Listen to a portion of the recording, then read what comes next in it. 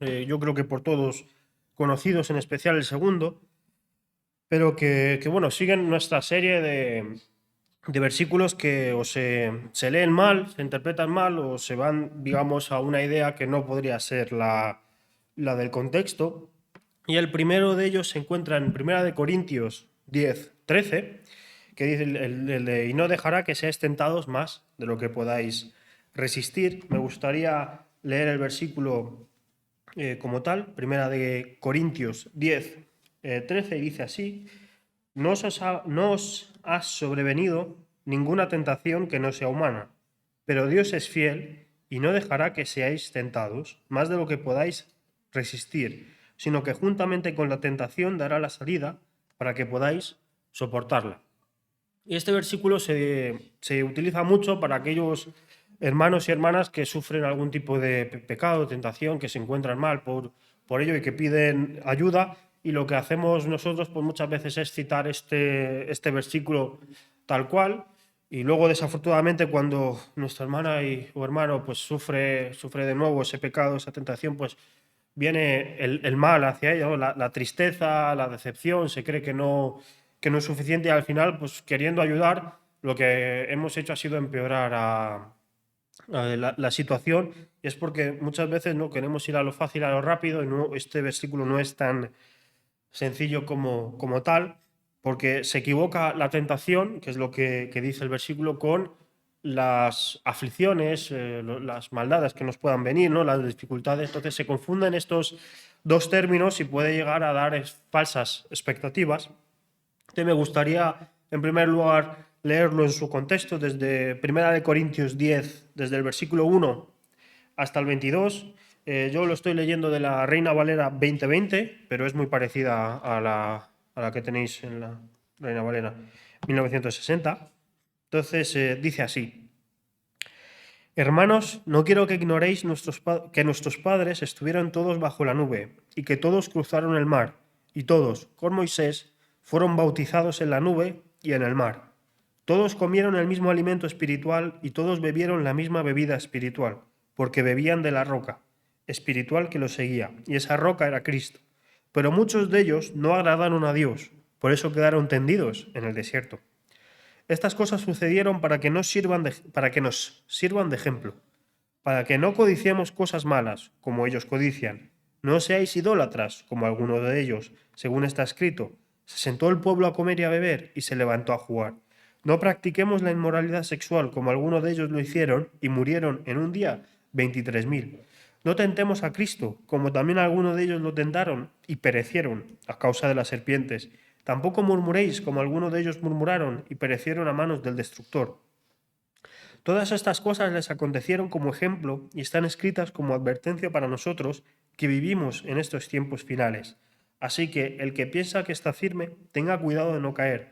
No os ha sobrevenido ninguna tentación que no sea humana, pero Dios es fiel y no dejará que seáis tentados más de lo que podáis resistir, sino que juntamente con la tentación dará la salida para que podáis soportarla. Esta primera mitad del pasaje pues habla de lo que pasó con los israelitas cuando estaban vagando por el desierto, y pues como si leemos la historia vemos que muchas veces se desviaron incluso teniendo la nube del Señor, digamos una prueba visual de que Dios estaba con ellos, que era la nube. Aún así ellos se desviaron y cometieron pues idolatría, inmoralidad sexual o murmuración, tentación al Señor.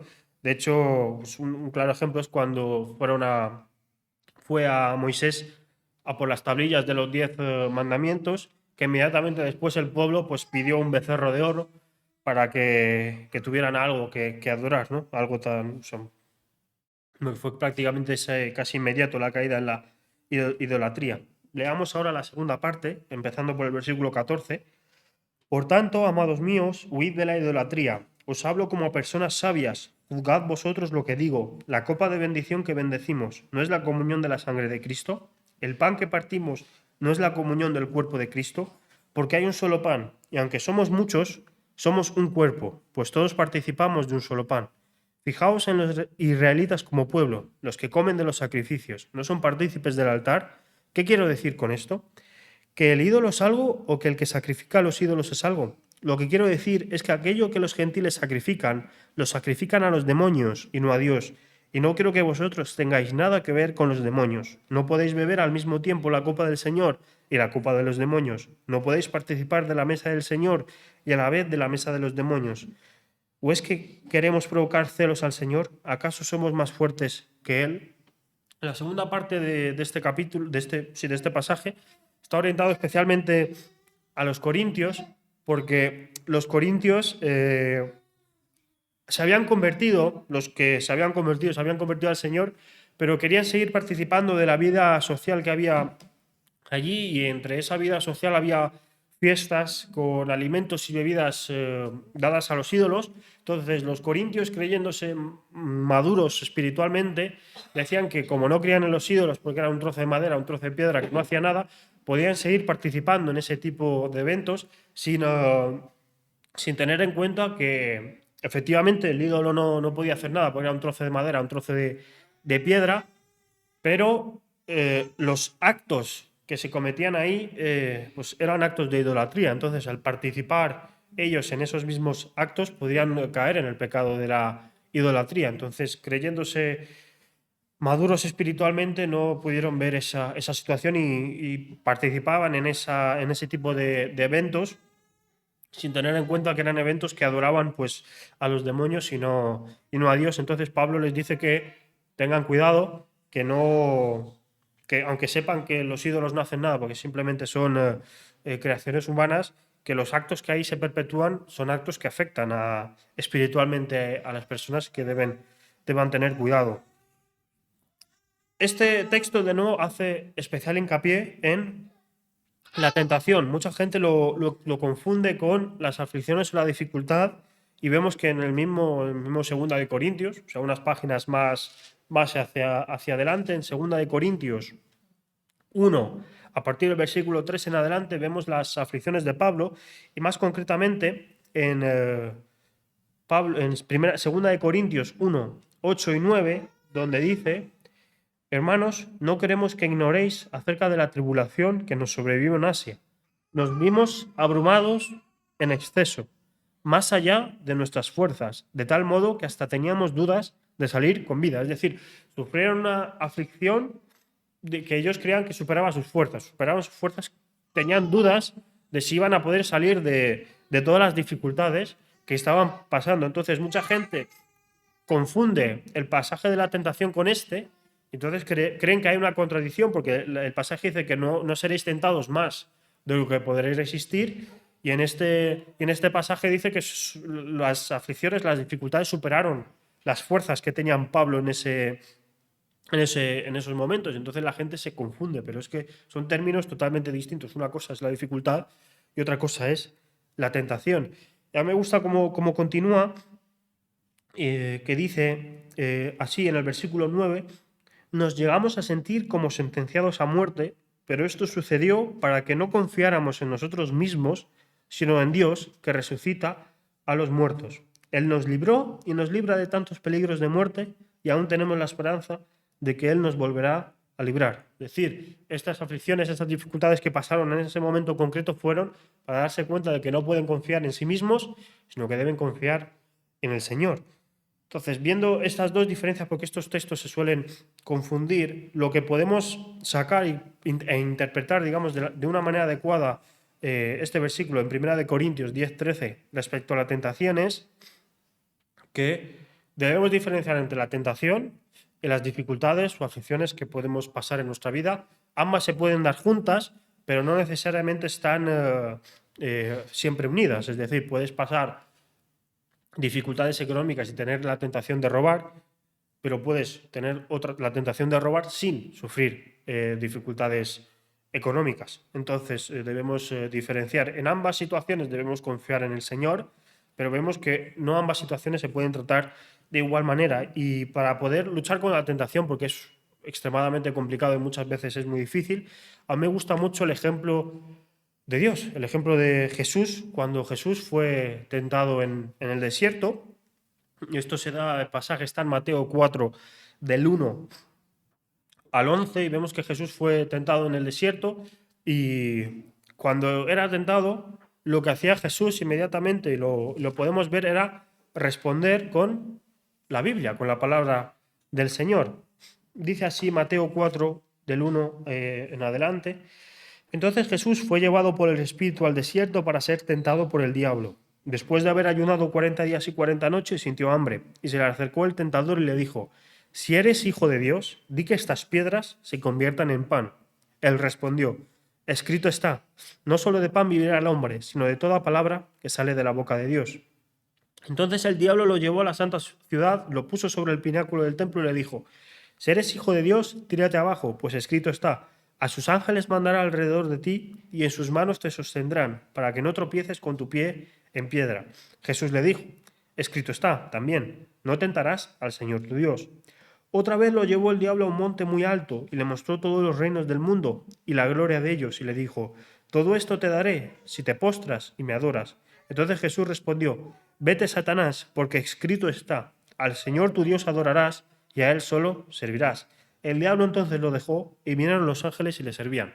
Vemos aquí cómo era la mecánica. En primer lugar venía el diablo a tentar a Jesús, y Jesús inmediatamente citaba la Biblia, citaba el Antiguo Testamento para confrontar esa tentación y vencerla. Y eso es la primera parte, cuando dice no solo del pan vivirá el hombre, que era algo relativamente, digamos, la primera fase de la tentación. Pero es que la segunda tentación vino aún más fuerte, haciendo que el diablo, conocedor de la palabra de Dios, citó la palabra de Dios con una intención de, digamos, malvada, de malinterpretación, de no de sacada de contexto, ¿no? Lo que vemos aquí en esta serie, de que pues, muchas veces sin querer, pero otras queriendo, sacamos versículos de su contexto y luego pasa lo que pasa. El diablo le citó la Biblia, le citó: Y sus ángeles mandarán alrededor de ti y en sus manos te sostendrá para que no tropieces con tu pie. Pero Jesús, conocedor del Antiguo Testamento, sabe muy bien el contexto en el que estaba y de nuevo le responde con otro escrito de la Biblia. Dice: No tentarás al Señor tu Dios. Y por último, de nuevo, le vuelve a tentar con el poder temporal del mundo, y de nuevo Jesús responde: Escrito está: Al Señor tu Dios adorarás y solo a Él servirás. Entonces vemos que, tomando el ejemplo de Jesús para nuestras vidas, debemos ser conocedores de la palabra del Señor, porque la palabra del Señor es un arma contra la tentación. Cuando venga la tentación, sea tentación mundana o tentación malinterpretada de la palabra del Señor, nosotros debemos ser sabios y conocedores de la Biblia para poder enfrentar esa tentación y con fuerzas del Señor poder vencerla. O sea, y esto puede resultar fácil cuando lo diga, pero es extremadamente complicado, y sobre todo cuando estamos en una parte en la que se cita la palabra del Señor, porque no es solo que te están atacando con, digamos, tu libro, sino que tú debes tener el suficiente conocimiento de la palabra del Señor para poder ver que lo que te están diciendo está mal y contrarrestarlo, de nuevo con la palabra del Señor. Entonces, pidamos a Dios sabiduría para poder leerlo, para poder interpretar de manera correcta la Biblia. Lo hemos visto en el vídeo, lo importante que es saber entender un texto, y cuando tengamos tentación, pues confiar en el Señor nuestro Dios, leer su palabra, aprender su palabra para poder enfrentarnos a esta tentación y poder salir victoriosos. Si caemos, no debemos pensar que el Señor nos ha abandonado, sino que debemos reforzar nuestras fuerzas, nuestro aliento, pedir de nuevo al Señor su ayuda, porque sabemos que Él perdona todos los pecados si son pedidos. Si pedimos perdón de manera sincera, entonces debemos no sentir que nos hemos alejado del Señor por haber pecado, por haber sucumbido a la tentación, sino volver más fuertes, estudiar más de su palabra, pedir al Señor perdón de manera sincera, ser conocedores de que Él perdona nuestros pecados y poder salir victoriosos de la tentación.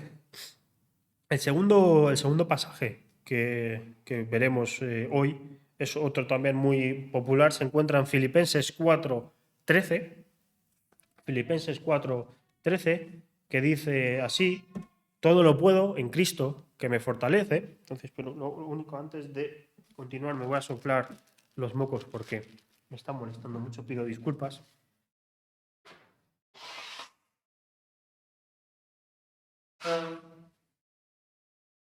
Pero nada. entre el aire acondicionado, el calor y demás, esto pega. Y no, este versículo suena muy bien, no está a mitad, como hemos visto en otros versículos que solo cogen la mitad. Este es el versículo completo, ¿no? El versículo 13: todo lo puedo en Cristo que me fortalece. Y claro, aquí se pone un ejemplo, y a mí me gusta mucho este ejemplo, y se pone para este versículo, pero también para otros. ¿No? Imaginaros que somos pues una persona que cree en el Señor y está pues, en un evento deportivo en el que se enfrentan dos equipos. Entonces, esa persona dice: pues yo todo lo puedo en Cristo que me fortalece, voy a intentar pues, hacer lo máximo para poder ganar.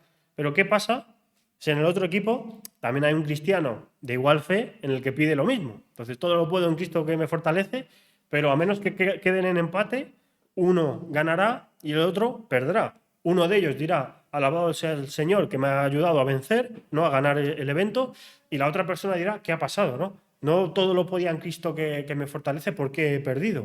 Entonces, eh, vemos esa confrontación, y para verlo, entre comillas, vamos a reducirlo al ridículo aún más. Imaginaros a un ladrón que antes de ir a robar un banco dice: todo lo puedo en Cristo que me fortalece, y procede a robar el banco. Vemos que cogemos este versículo y lo tergiversamos para nuestros intereses, y muchas veces no tiene sentido. Cuando digo lo del ladrón se ve claramente, pero cuando digo lo del evento deportivo, los dos, pues puede haber dudas, sobre todo para la persona que pierde, puede pensar que el Señor le ha abandonado, y no es así. Entonces, me gustaría leer de nuevo esto en su contexto, desde el versículo 10 hasta el 20, y dice así: Pablo, me alegré mucho en el Señor de que ya a fin habéis reavivado el tener cuidado de mí. Sin duda alguna, el interés lo teníais, pero os faltaba la oportunidad. No lo digo por necesidad, pues he aprendido a contentarme con lo que tengo. Sé vivir humildemente y sé tener abundancia. He aprendido a vivir en todas y cada una de las circunstancias, tanto a quedar saciado como a pasar hambre, a tener abundancia como a sufrir necesidad. Todo lo puedo en Cristo que me fortalece. Sin embargo, bien hicisteis en participar conmigo en mis dificultades. Ya sabéis también vosotros, filipenses, que al principio de la predicación del Evangelio, cuando partí a Macedonia, ninguna iglesia participó conmigo en lo que respecta a dar y recibir, sino únicamente vosotros. Incluso a Tesalónica, más de una vez me enviasteis ayuda para mis necesidades. No es que busque donaciones, lo que busco es fruto que abunde en vuestra cuenta. En cualquier caso, acuso recibo de todo y me es suficiente. Tengo cuanto necesito, pues he recibido lo que me enviasteis por medio de Epafrodito, una ofrenda de olor fragante, sacrificio aceptable y agradable a Dios. Mi Dios, pues, suplirá todo lo que os falta conforme a sus riquezas en gloria en Cristo Jesús. Al Dios, al Padre nuestro, sea la gloria por los siglos de los siglos. Amén. Vemos que aquí, cuando dice todo lo puedo en Cristo que me fortalece, Pablo habla muy específicamente en un contexto de dificultades y aflicciones materiales. Tenía, pues, como iba predicando por distintos lugares, por distintas iglesias, pues no se quedaba, digamos, en un mismo sitio mucho tiempo, y pues había pues necesidad, sea alimentaria, sea de dinero, y que pues sin contar con los Filipos nadie le había ayudado en mandarle pues ayuda. Él no pedía, y lo dice claramente, no pedía donaciones, pero bien se podía haber dicho: mira, yo ya he hecho esto, yo ya he predicado en tantas iglesias, que vaya otro, me estáis dejando aquí morir de hambre. Pero él no dice eso, él dice que ha aprendido a contentarse en la situación en la que estaba. Si había necesidad, se contentaba en ella, aunque pasara hambre. Si había abundancia, también se contentaba en ella. Entonces vemos que de aquí tenemos que coger el ejemplo de contentarnos con lo que tenemos. Y esto no necesariamente indica que nos estanquemos donde estemos y no busquemos una vida mejor materialmente hablando, pero sí que nos contentemos con lo que tenemos ahora, que no hagamos de los bienes materiales nuestra prioridad, sino que si que queremos, digamos, aumentar nuestros bienes, que sean los bienes espirituales, que podamos decir: estoy contento en el Señor, sea cual sea mi situación. Pablo pasó dificultades, vemos que pasó hambre, pasó frío. Imaginaros, está viajando, no como ahora que cogemos el coche y vamos con aire acondicionado. Hay mucho, pues posiblemente estuviera viajando andando, no tendría mucho equipaje porque no puedes cargar todo lo que quieras. Seguramente llevará pues, unos cuantos papiros para poder escribir. cartas, también otros papiros con la palabra del Señor, pero no llevaba más equipaje que ese. Entonces, pues obviamente necesitaba de alguna manera sustentar sus necesidades y él, sin darle prioridad a esas necesidades, aprendió a estar contento en el Señor en ellas y a dar gracias a Dios por todo. Cuando dice todo lo puedo en Cristo que me fortalece, demuestra una confianza en que las necesidades materiales se suplirán por la voluntad del Señor, de la manera en la que el Señor quiere, y aunque muchas veces esa manera no sea la que a nosotros nos guste, porque a todos, si tenemos hambre, nos gusta comer para ser saciados, pero muchas veces ese periodo de dificultad, el tener hambre o el pasar por dificultades, nos ayuda a acercarnos más al Señor y confiar en Él. Desafortunadamente, el ser humano, cuando le va bien, tiende a alejarse de Dios, cree en sus propias fuerzas, en su propia sabiduría o capacidades, y luego pasa lo que pasa, y de esto nosotros no somos ajenos, yo el primero. No oras de igual manera o igual cantidad cuando sufres algún tipo de necesidad que cuando las cosas te van bien, entre comillas. Disculpad. Un poquito de agua.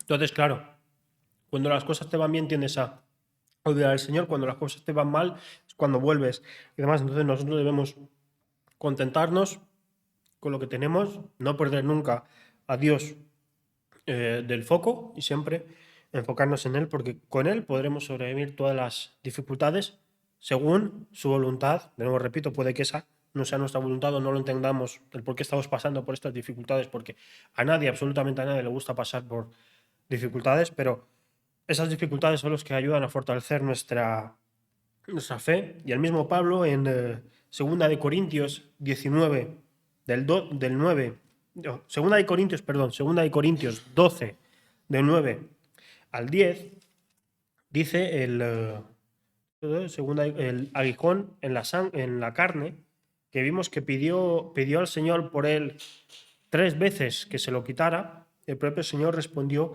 bástate mi gracia, porque mi poder se perfecciona en la debilidad. Si tenéis Biblias en las que las palabras de Jesús están en rojo, veréis que esta frase está también escrita en rojo, pues es palabra de Jesús: bástate mi gracia, porque mi poder se perfecciona en la debilidad. Entonces Pablo, al entender esto, al entender que él era débil, que no podía confiar en sí mismo, pero que el poder de Jesús se refuerza en su debilidad, no volvió a pedir que se le quitara la aguijón, sino que estaba orgulloso de tener se regocijaba en su debilidad, porque sabía que en su debilidad Cristo se hacía fuerte. Entonces nosotros debemos igual tomar esto como ejemplo, saber que somos débiles, saber que por nosotros mismos, por nuestras capacidades, no podríamos llegar a estar del todo bien, y que en nuestras debilidades es donde Jesucristo se fortalece y nos hace más fuerte, y solo cuando comprendamos eso podremos decir de todo corazón y de toda fe que todo lo puedo en Cristo, que me fortalece, porque sabremos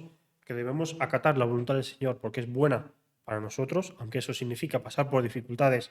De igual manera, Pablo pidió 3 veces sufrir ese aguijón. No sabemos qué tipo de problema era. Muchos dicen que podría ser un problema de vista, porque ya no podía ver bien, por ende le costaba escribir y pedía a otra persona, él dictaba, otra persona escribía, le costaba leer. Otros hablaban de quizás la calvicie, pero al fin y al cabo no sabemos lo que es, pero podemos ver que era un problema que sufrió, y por lo que no vemos que se fuera a corregir, sufrió hasta la muerte esa aflicción, ese aguijón en la carne, hasta que murió, y eso no impidió que siguiera pues, repartiendo la palabra del Señor y siguiera intentando mostrar a Jesucristo al mayor número de personas posibles. Entonces, sabemos que podemos pasar aflicción, podemos nosotros también tener un aguijón en la sangre, y ese aguijón en la carne, perdón, pueda aguantar hasta el final de nuestros días, pero debemos pedir al Señor que, si es la voluntad, su voluntad, que nosotros suframos ese aguijón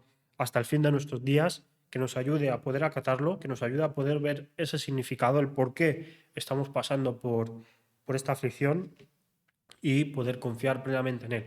Porque si fuera, cuando pasamos, pues a todos nos gustaría que bajara el Señor y nos dijera: pues mira, vas a pasar 3 meses de enfermedad porque así al final pues tendrás más fe en mí y después de esos 3 meses pues tendrás esto y esto y esto digamos, te refuerzas espiritualmente y demás. Entonces, pues lo acataríamos de una manera mejor, no nos preguntaríamos, oye, Señor, ¿por qué me dejas pasar por esto? Pero en el proceso de sufrir esa debilidad es cuando nosotros debemos tener esa suficiente madurez y darle, Señor, ayúdame a entender por qué tengo este aguijón en la carne, ayúdame a entender por qué sufro de esto y ayúdame a volverme a ti y confiar en ti plenamente porque en ti todo lo puedo para y según tu voluntad.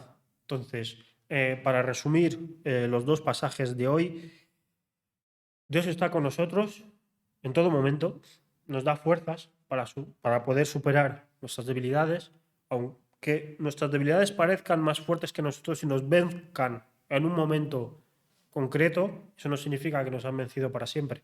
Dios está con nosotros, nos da la fuerza para al final del camino decir que la superamos en Cristo. Debemos ser agradecidos, debemos contentarnos con lo que tenemos, pedir al Señor que nos ayude a poder ver su voluntad en nuestra vida y saber aplicarlo. Y cuando tengamos dificultades o aflicciones o tentaciones, tomemos la palabra del Señor, estudiémosla, veámosla, intentemos entenderla, porque aquí está la respuesta a nuestros problemas, poder confiar en Dios para ello y que nos ayude a poder superarlas. No necesariamente tiene que ser en esta vida, pero sabemos si tenemos fe de que la muerte no pudo con Jesucristo, resucitó y Él nos prometió que volvería por nosotros y nosotros también estaríamos con Él en el cielo. Entonces, sabemos que nosotros ya hemos ganado la batalla en Cristo, no por nuestras capacidades o por los santos o cristianos que nos creamos, sino por la sangre de Cristo. Entonces sabemos que las aflicciones que podamos tener en esta vida son aflicciones temporales y confiar en Cristo para vencerlas somos más que vencedores en Él. Bueno, estos eran los 2 versículos que quería que viéramos hoy.